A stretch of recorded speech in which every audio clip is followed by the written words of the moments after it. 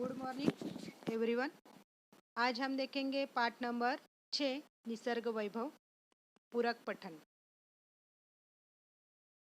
इसके कवि हैं सुमित्रानंदन पंत। इनका परिचय देखेंगे। इनका जन्म 20 मई 1900 में कौसानी उत्तराखंड में हुआ। इनका मृत्यु 28 दिसंबर 1977 में। इनका परिचय देखेंगे। सुमित्रानंदन पंत जी छायावादी युग के 4 स्तंभों में से एक है। वे प्राकृतिक के साथ साथ मानव सौंदर्य और आध्यात्मिक चेतना के भी कुशल कवि थे। इनकी प्रमुख कृतियाँ देखेंगे। वीणा, गुंजन, पल्लव, ग्राम्या, चिदंबरा, कला और बूढ़ा चांद आदि काव्य संग्रह प्रसिद्ध हैं। हार यानी हार और जीत में से हार एक उपन्यास प्रसिद्ध है। 60 वर्ष एक रेखांकन, ये इनका आत्मकथनात्मक संस्मरण है। ये बहुत प्रसिद्ध उनका आत्मकथनात्मक है। आप उसको जरूर पढ़िए कि 60 साल के बाद इंसान की क्या हालत होती जाती है, वो उन्होंने यहाँ पर वर्णन किया है। पद्य संबंधी देखेंगे तो निसर्ग वैभव ये पूरक पठन कविता है। इस कविता में रस की अनुभूति कराने वाली, सुंदर अर्थ प्रकट करने वाली, हृदय की कोमल अनुभूतियों का साकार रूप कविता है। प्रस्तुत रचना में प्राकृतिक वैभव, सौंदर्य, निसर्गरम्य अनुभूति, उदात्तता, आध्यात्मिकता, अद्भुत भाषा प्रभाव एवं वर्णन शैली का साक्षात्कार होता है। आइए देखते हैं आज कविता। इस कविता को आज हम पढ़ेंगे। कितनी सुंदर था बिखरी प्राकृतिक जगत में ईश्वर, टपक रही गिरी शिखरों से झर, लौट रही घाटी में, लिपटी धूप छाहा में निस्वर, अनिल स्पर्श से पुलंकित तृणदल, बेती सीमाहीन श्लन संगीत स्रोत्रसी, अहरह वनभू मरमर, फूलों की ज्वालाएं आंखें करती शीतल, मुकुल अधर मधु पीते, गुंजन भर मधुकर दल, तितली उड़ती दूर कहीं पल्लव छाया में, रुक रुक गाती वन प्रिय कोमल, लेटी नीली छायाएं कृष रवि किरणों में गुंफित, दुरारो भाती ढाले निश्चल तरंग सी स्तंभित, स्वर्ण भालगिरी सर्वप्रथम करती उषा अभिनंदन, सांझ यही सोती चिप निर्जन में करे संध्या वंदन।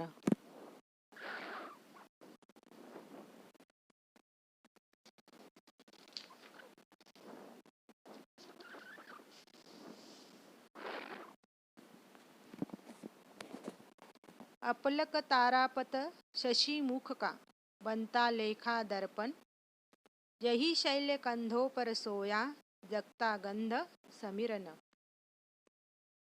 स हृदय स्फुट सौंदर्य राशि, स मोहन भरती मन में, कितना विस्मय कर वैचित्र भरा पर्वत जीवन में, खक चकते फल कुतर रही गिलराही कोपल, वन पशु सब लगते प्रसन्न परिचित मरकत आंगन में, स्वाभाविक यदि मुझे याद आता ईश्वर इस क्षण में, जड़ जग इतना सुंदर जब, चेतन जग में क्या कारण, रहता अहरह जो विषिन्न जीवन मन का संघरण, मनुज प्रकृति का करना फिर, नव विश्लेषण संश्लेषण, ईश्वर का प्रतिनिधि नर अभिशापित हो उसका जीवन, लगता अपनी शुद्र अहंता ही में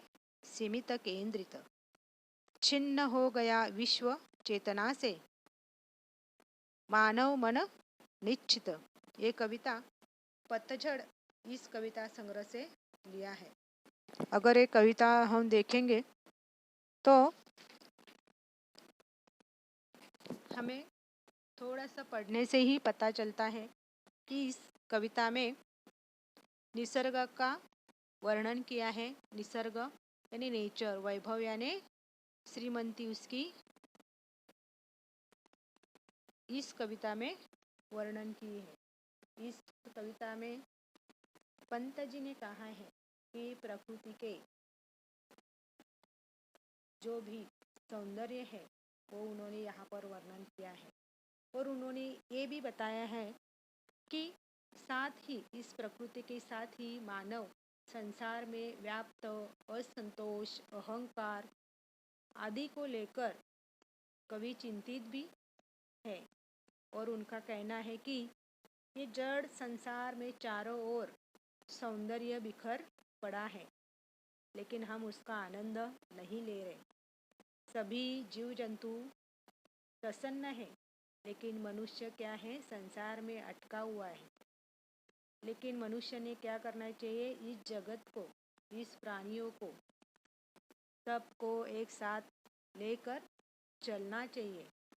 और इस जगत में इंसान को ही क्या माना जाता है, सर्वश्रेष्ठ माना जाता है। लेकिन इंसान उसका आनंद नहीं लेता है, क्योंकि वो छोटी छोटी बातें लेकर क्या रहता है, दुखी रहता है। और ये दुख को हटाने के लिए उन्होंने एक कविता में उसका बहुत अच्छा वर्णन किया है कि ये जो ईश्वर में सृष्टि निर्माण की है, प्राकृतिक जगत जो निर्माण किया है, उसका उन्होंने आनंद लेना चाहिए और सुखी रहना चाहिए, ऐसा इस कविता में दिया है।